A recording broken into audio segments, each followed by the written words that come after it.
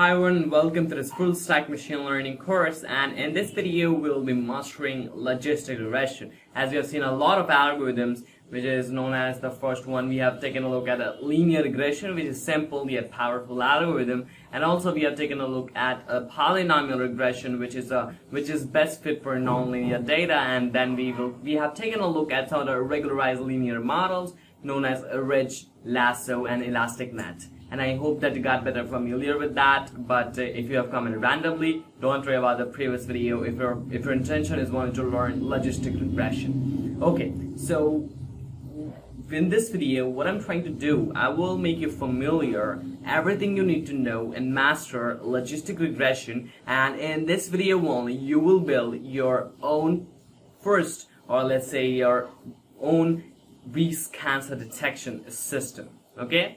So you will be learning logistic regression here, and then I will be giving you a Jupyter notebook, my prepared Jupyter notebook, where all concepts had been written for reviewing, and each and every equations and the assignments you have to complete those functions, and then at last you will be building your own breast cancer detection system. So we'll tell you more about what is own here. I will be taking a look at my Jupyter notebook just in a second. But before that, I will ask you to subscribe to this YouTube channel if you want to. But let's take a look at the Jupyter notebook that I have prepared for you all.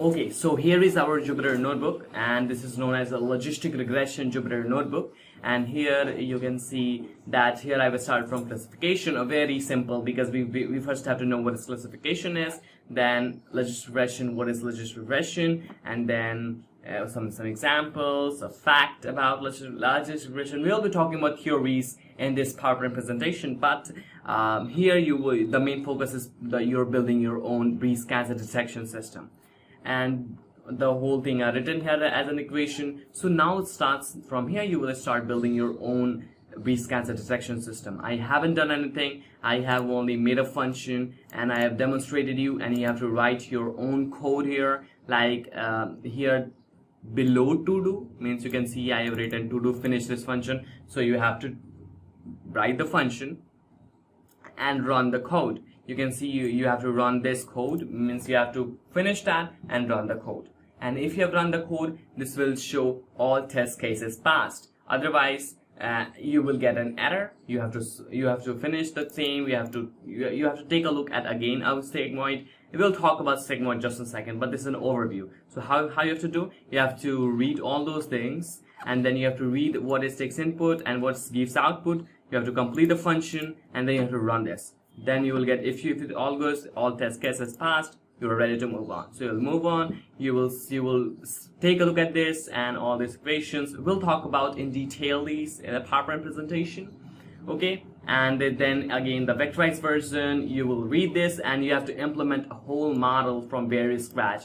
We will be not using any kind of sklearn library, and this project will help you to boost up your resume at a certain level, because you are not using any kind of library and still you're achieving a very good accuracy of 92% in breast cancer detection. Okay, so you will be you have to remove this none. You have to remove this none and complete the function. Okay, and run this, and this is the test case, and the expected output is written here. Okay, and then you are going to load the data set. So it is a load breast cancer. You have to load this. You have to train this, and then you have to complete this, and then at last you will print the accuracy, which is about 92% by your model. Okay, not using any kind of library, just implementing from very scratch. And then you have to do three things: subscribe to the YouTube channel, LinkedIn, and Instagram. Okay, but before that, let's jump into the theories part, and then you have to comment there, and the description down box below, you have to comment there and complete your program assignment and share in the Discord server, and the Discord server will be in the description down box below. Okay, so first of all, let's talk about classification. What a classification is. Classification is a supervised learning approach. In supervised learning, we have two approaches. The first one is regression, and the second one is classification. Okay, so I have talked about regression in detail, but it's now time for classification. In classification, we know what output should look like in discrete value instead of being a continuous value. In regression, our output is being in a continuous value, but in classification, our output will be in a discrete value. Means either true or false, either 0 or 1. It may be a multi-class classification, but 0, 1, 2 in discrete value. So let's take an example that given a picture, you have to identify the picture is of cat or a non-cat. Okay, so you can see here that this picture is a cat, so we label this as a 1. We usually label the positive class, this class, as a positive class as 1. So computer understands only 1 and 0 means kind of a numerical value, works better with a numerical value. Okay, so it works better with the numerical value, so we give a positive label of the class if our picture is 1, a cat, so we'll give 1, otherwise we will give 0. Okay, pretty much is what I'm trying to say here. We classify them if we get a positive class, means this is our positive class. We get our problem statement what is to identify the picture, whether it is cat or a non-cat. Okay, so you will identify, you can this is a positive class, so it will give it you will give it a 1 and otherwise 0. Whatever, you can take this as a 0 also, you can take this as 1 also. Okay, and this is what is. And now in classification we have different algorithms. Okay, some are logistic regression, support vector machine, and a lot more we'll study later on. But logistic regression is one of the powerful, most used in neural networks, also most used algorithm that in classification, as there are a lot more advanced algorithm classification which we'll see later on. But for now, is one of the most popular must-know algorithm if you're learning machine learning or you're a machine learning practitioner. Okay, so what logistic regression gives you? Logistic regression gives you the probability that the instance, the thing, or an example belongs to this class. Means, what I'm trying to say here, that let's take an example of a cat. Let's take an example of a cat. What logistic regression will give you is the probability that this is a cat. So logistic regression will give you that the probability that this is a cat is 0.90. Okay, and this is eventually 90%. Okay, this is eventually 90%. Okay, so logistic regression will give you the probability that this image is of a cat. Means it will give you a probability. Okay, so and we set some threshold. Let's say we set it some threshold like a 0.5, and we thought about if our probability is greater than our logistic regression, or a model probability is greater than 0.5, then we can classify this as a cat, means 1. Otherwise, we will make it as a 0. Means if 1, our model predicts 1, if and only if our value y, our probability is greater than 0.5, else we will say 0 if it is less than 0.5. Okay, means it is a non-cat. Understood what I'm trying to say you here? That and again you can read it out that we take always a positive value of 1 or 0. It is a convention, I could say, but you can take anything that you want. Okay, so just to recap, logistic regression gives you the probability, and using some threshold you encode it and you tell if it's cat or a non-cat. Okay. So in the same way, we have a hypothesis function which will for prediction. Like in linear regression, we have a hypothesis function which will help us for fitting the straight line. In the same way, in hypothesis function, in logistic regression, we have a hypothesis function. It is just like the same.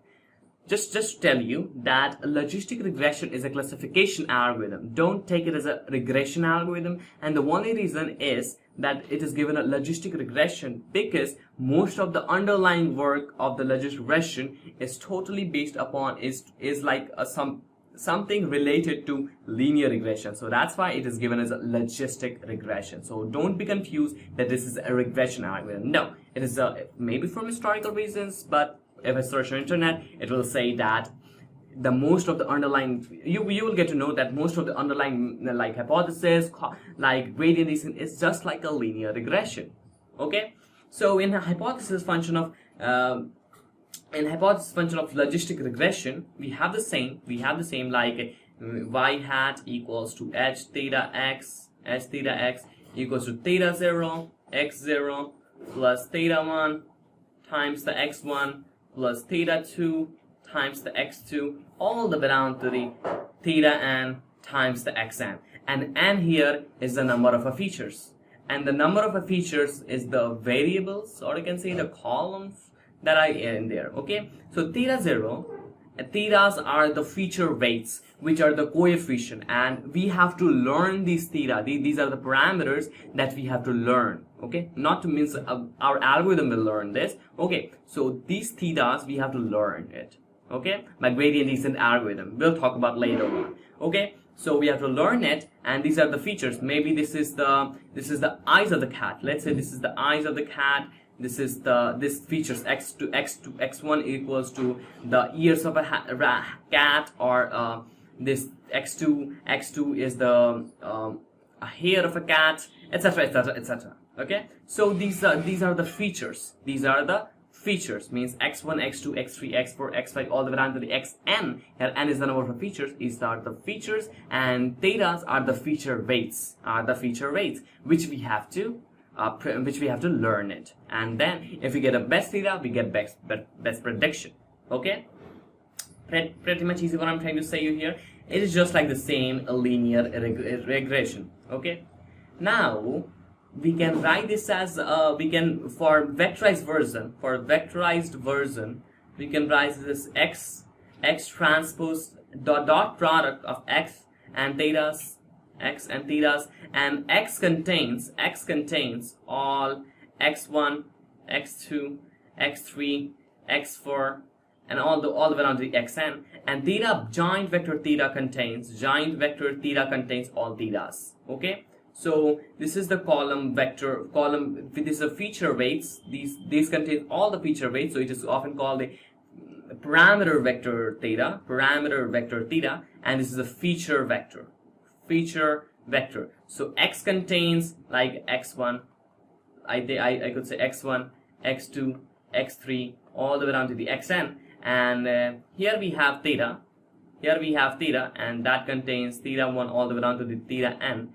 So we are transposing this so that it looks like this. Okay, so we'll transpose x transpose, so it will look like x1, x2 all the way down to the xn. So that's why we are doing x transpose, and this is a dot product. So broadcasting will come into here. So theta 1 times x1, theta 0. There is a theta 0 is also theta 0 is the bias term. Okay, maybe you know that theta 0 is the bias term, which is often a very, very important, means it's a bias term, or often called the intercept, from where the origin should start. Okay, so it happens broadcasting here. So x what will happen? Theta 0 times the x0 theta 1 times the x1.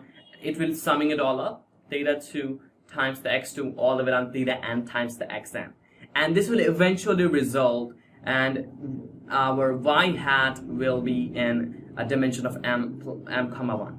Okay, but we'll tell you about the dimension just in a second. Okay, so I hope that you got better intuition about this, what I'm talking about, a vectorized version. So let me delete this all.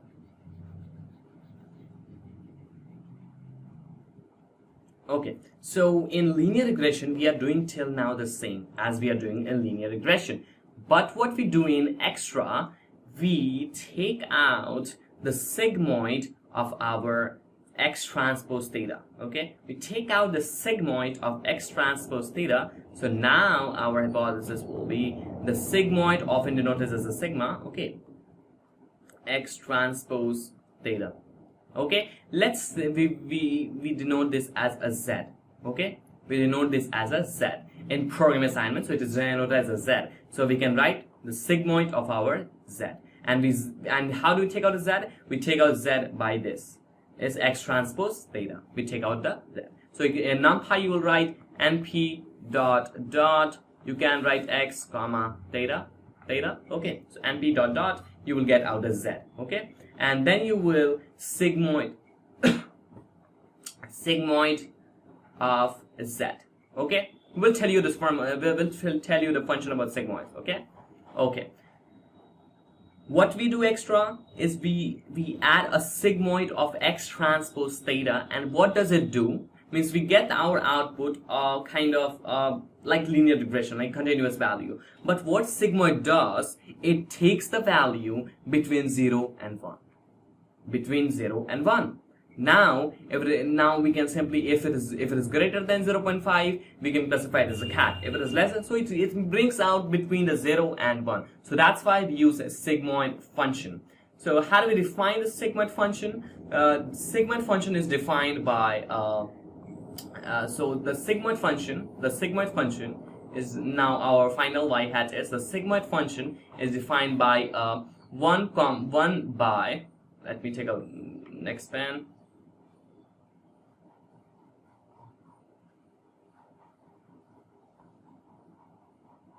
To define our sigma of z, means the sigmoid of z is 1 upon 1 plus exponent of minus z, and minus z is this x transpose theta. Okay, and okay, pretty much easy. This is what is, and this is our final output. This is called the sigmoid function.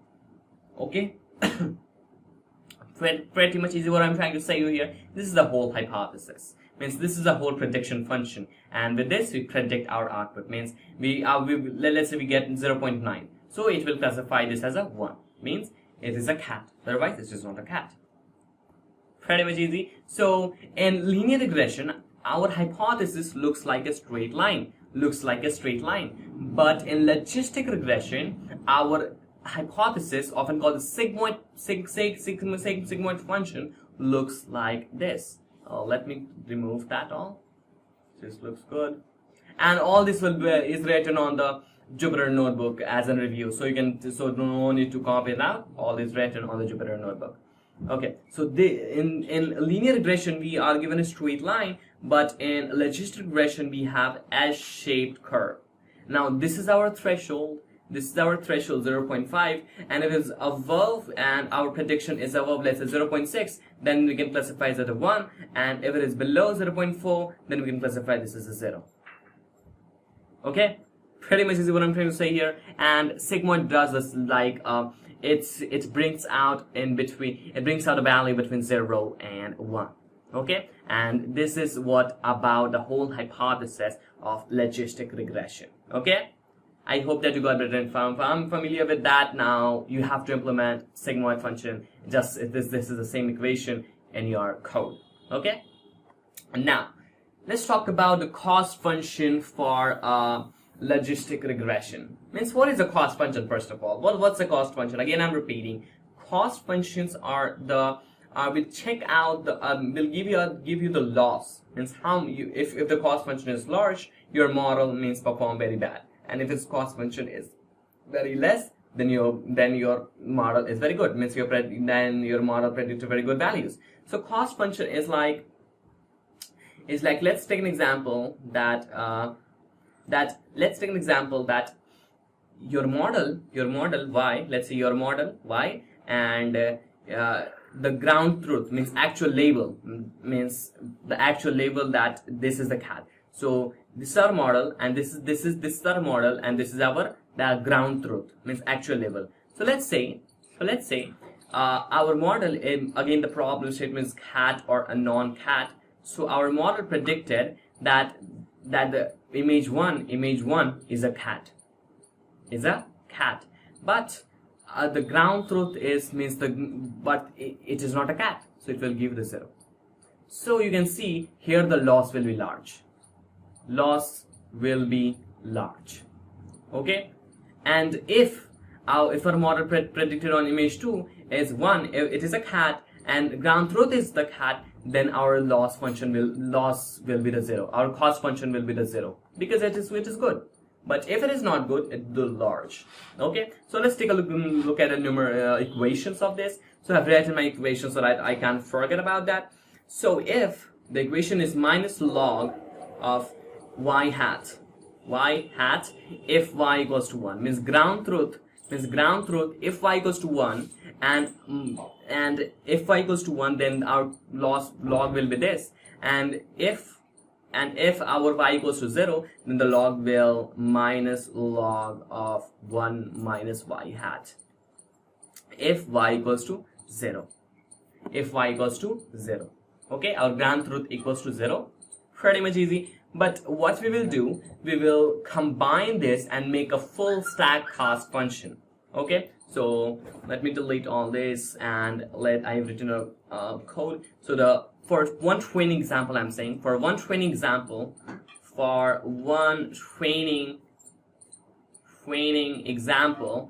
cost function would be j of theta equals to minus j of theta equals to minus 1 times, we are combining those twos, yi, the log of hz of theta I. Let me make some space over here. So the j of theta would be minus 1 times the yi, and yi is the actual value. Okay, yi is the actual value, our grand truth.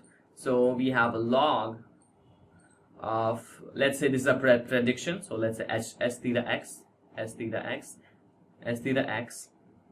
plus 1 minus yi. This is for if our output is 0. Okay, the log of 1 minus h of x. Okay, h theta x. This is our prediction. Okay, so let's talk about some notation that are written here. Yi is the ground truth, and s theta x is the prediction, or our prediction, means our model prediction. Okay, our model prediction. So if our model prediction s theta x is equals to the yi, means they are both 1 equals to 1, then our log loss will be 0, our cost function will be 0. But if our ground truth is 0, then the log loss will be very, very large. Okay, pretty much easy. What I'm trying to say here, cost function just determine how well your model performs the best. Okay, so this is for a single training instance. So for m training examples, and m here is the number of training examples. I've written here, no, here m here is the number of training examples in your data set. So how we define for m training example? So for m training example, we have j of theta, and I'm doing with a different color, so it looks good. J of theta.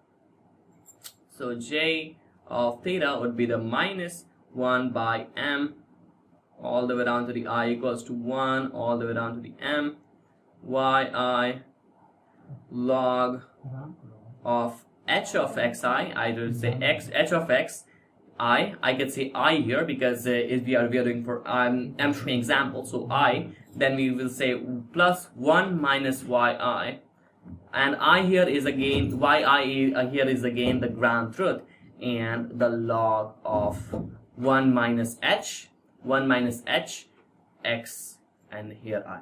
Okay, pretty much easy. This is just for m training examples, and again I'm saying yi is the ground truth, the h of xi is our model predictions,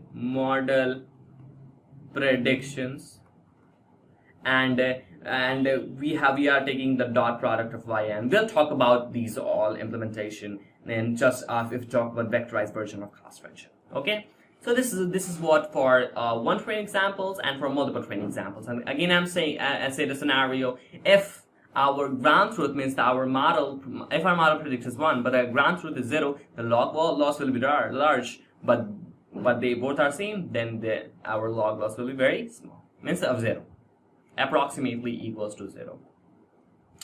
Okay, this is what all cost function is.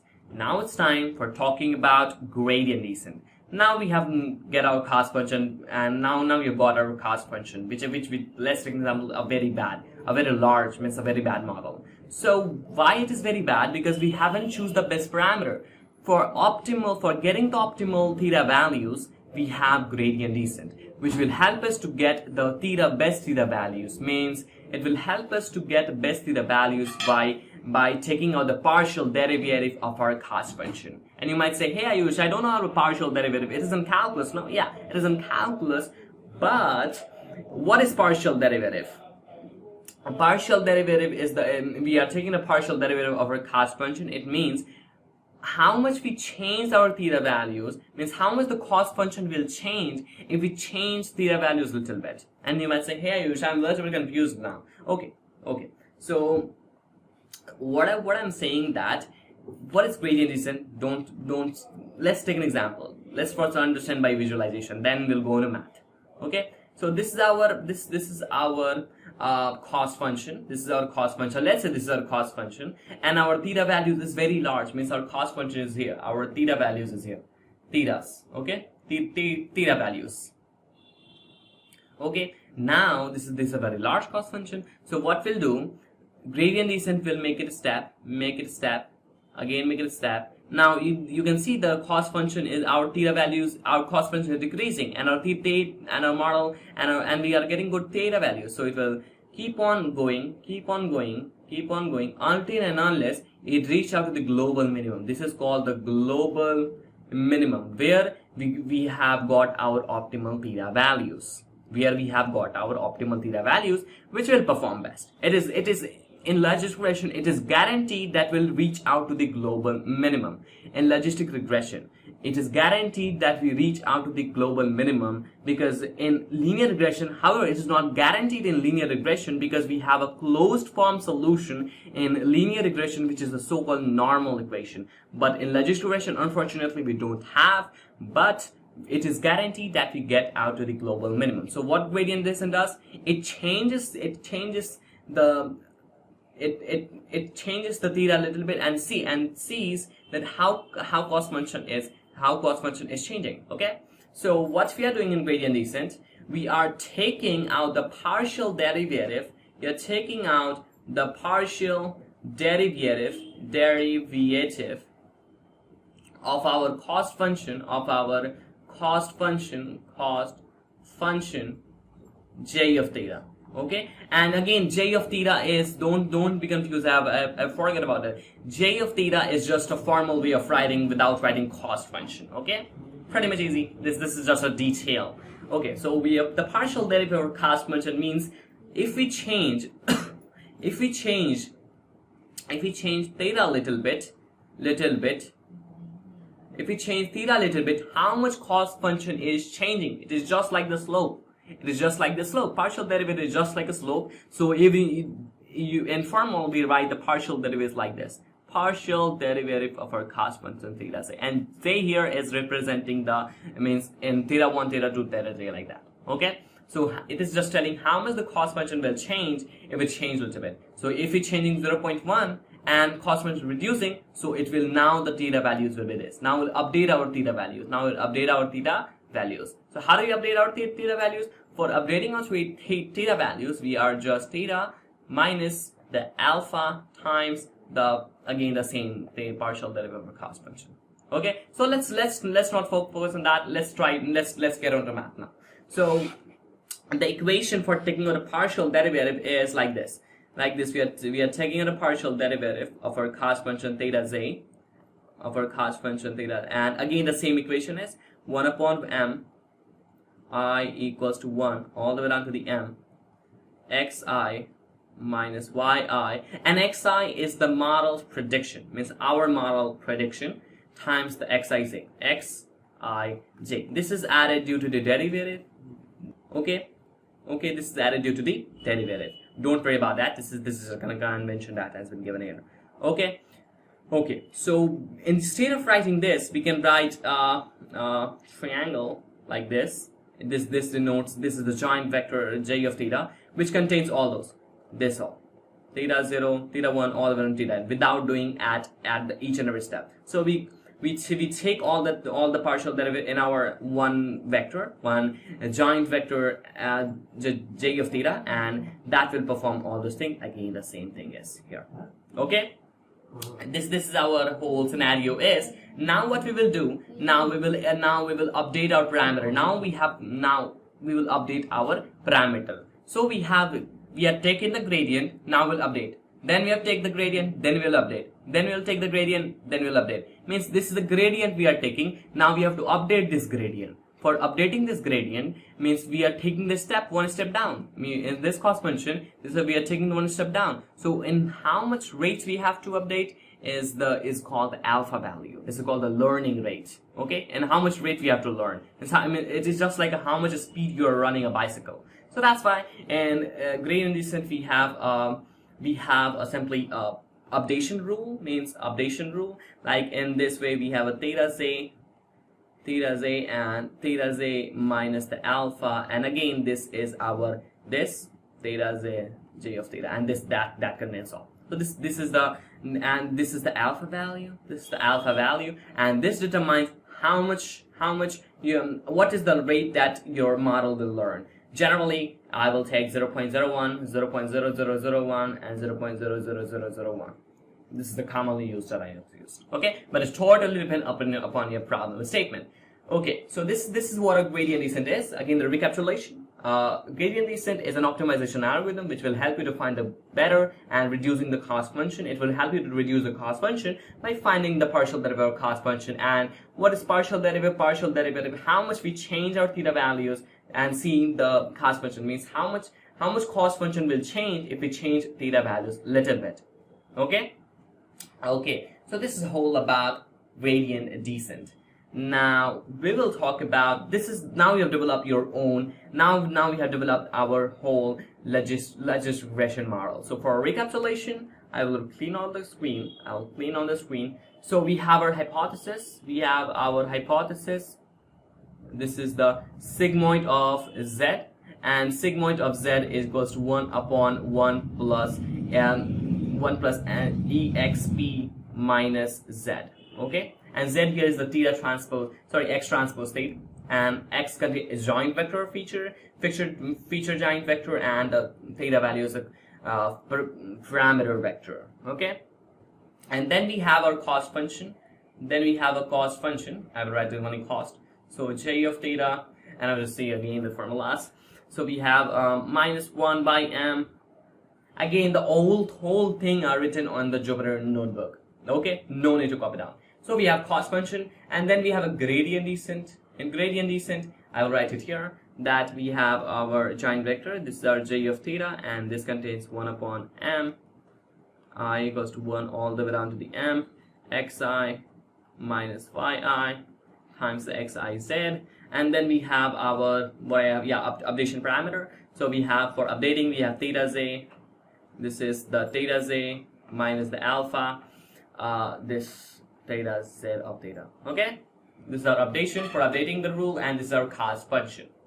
Okay, so we have developed our whole logistic regression. Okay, now it's time for general vectorization, because for vectorization it will reduce a lot of space and time complexity. So if we do this, it will reduce our very space and time complexity. Okay, so first of all, let's vectorize our hypothesis function.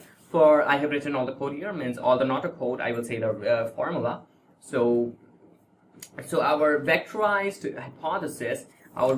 hypothesis is like this.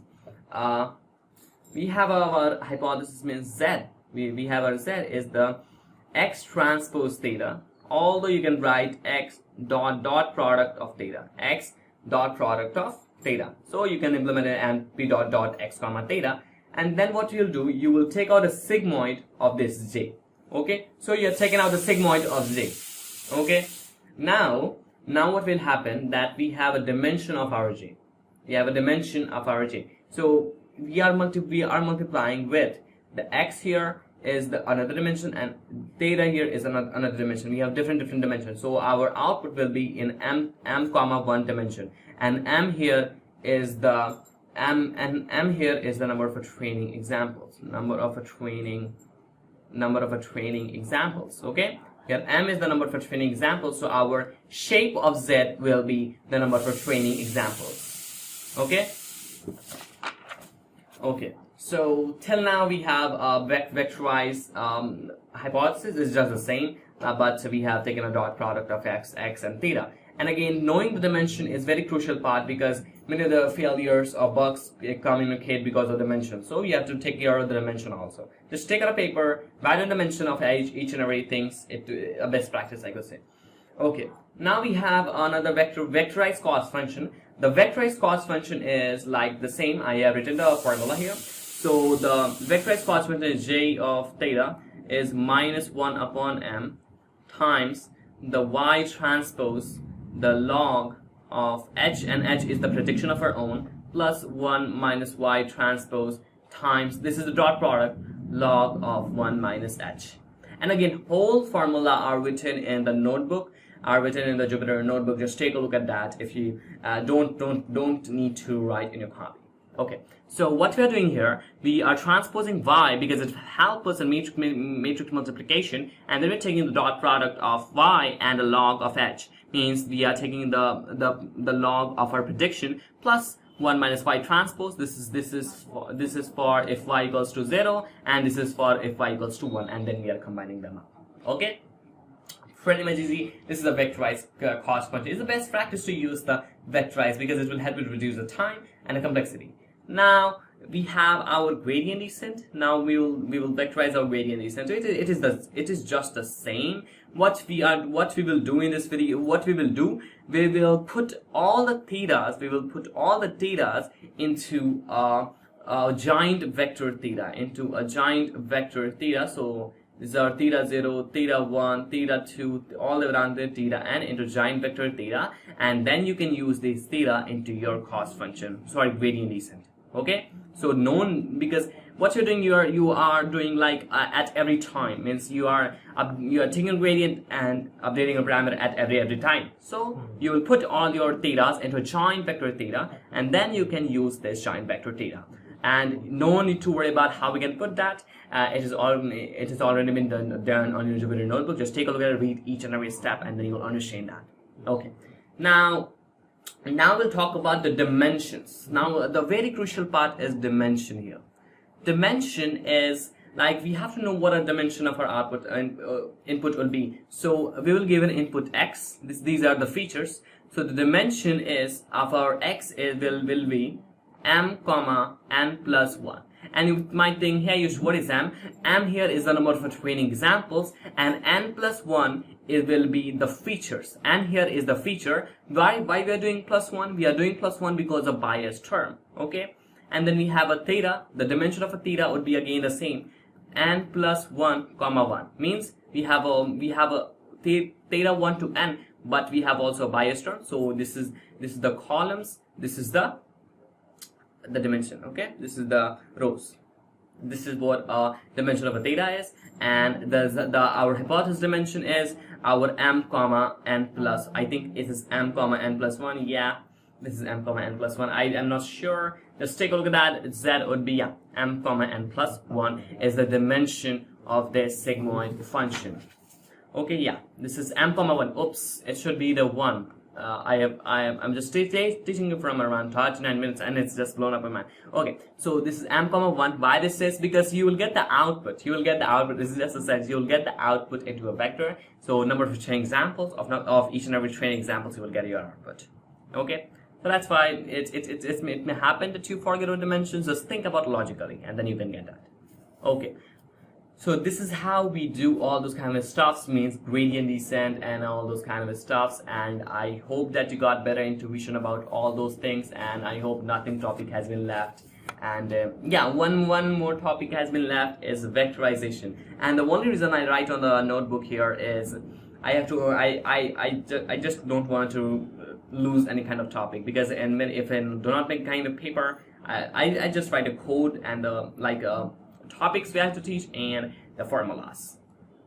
And don't comment that you're watching and writing the code. This is a formula that I've written, and no need to learn the formula. You only have you Google search and then what is the formula. But it is just like the wasting your time by learning the formulas. Okay, so one thing more we do, while updating our parameter, thetas, we simply update parameter by theta minus the learning weight alpha times the x transpose times the h minus y. and this is the general vectorized version for updating your parameters. Either you can do or not, it's known, but you have to do that if you have a lot of training samples. Okay, so this is some of the details. All the things are been written here. If you want my topics, I can give it to you. And okay, so that's it for this video. It's already 14 minutes, and if you have come to this video, you are now capable for developing your own breast cancer detection system. But before that, let's take a look at, now you'll understand what actually in a Jupyter Notebook is. Okay, so but make sure to download the Jupyter Notebook from description box below and start building your system. And you have to replace only your code here, to-do list, none. You have to replace that and write your own code and run that maybe on Google Collaboratory or Jupyter Notebook and anywhere else. Okay? So that's it for this video. I'll be catching up your next video. Till then, subscribe this YouTube channel, press the notification bell, and if you like my work, consider subscribing this YouTube channel and sharing this video. Okay, so that's it for this video. I'll be catching you in the next video. Till then, bye bye.